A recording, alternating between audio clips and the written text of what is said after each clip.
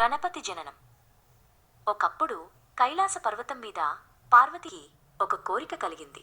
తనతో ఎల్లప్పుడూ ఉండే ఒక ప్రియమైన కుమారుడు కావాలని ఆమె ఆశపడింది. అప్పుడు ఆమె తన శరీరంలోని మలినాలతో ఒక చిన్న బాలుడి రూపాన్ని మలచింది.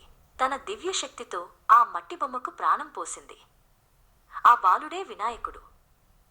ఒకరోజు పార్వతీదేవి స్నానానికి వెళ్తూ, నాయనా, నేను తిరిగి వచ్చే వరకు ఎవర్నీ లోపలికి రానివ్వకు అని వినాయకుడిని ద్వారం దగ్గర కాపలా ఉంచింది.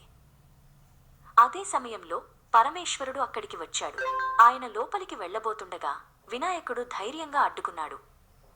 క్షమించండి, మా అమ్మగారి ఆజ్ఞ లేకుండా మిమ్మల్ని లోపలికి అనుమతించలేను అన్నాడు వినాయకుడు వినయంగా కాని దృఢంగా. తనను అడ్డగించినందుకు శివుడికి ఆగ్రహం కట్టలు తెంచుకుంది. కోపంతో ఆయన తన త్రిశూలంతో ఆ బాలుడి తల నరికివేశాడు. శబ్దం విని బయటకు వచ్చిన పార్వతీదేవి తన కుమారుడు నేలమీద పడి ఉండటం చూసి గుండెలవిసేలా ఏడ్చింది. స్వామి, నా బిడ్డను తిరిగి బ్రతికించండి అని శివుడిని వేడుకుంది.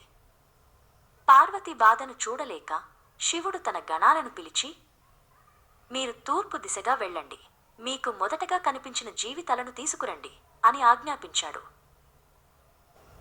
గణాలు ఒక ఏనుగు పిల్ల తలను తీసుకువచ్చారు.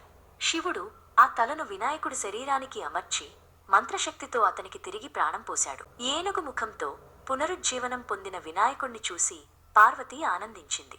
శివుడు అతడిని తన గణాలన్నింటికీ అధిపతిగా చేసి గణపతి అని పిలిచాడు. అప్పటి నుండి ఏ పని మొదలుపెట్టినా ముందుగా గణపతిని పూజించడం ఆనవాయితీగా మారింది. ఆయనే విఘ్నాలను తొలగించే విఘ్నేశ్వరుడు.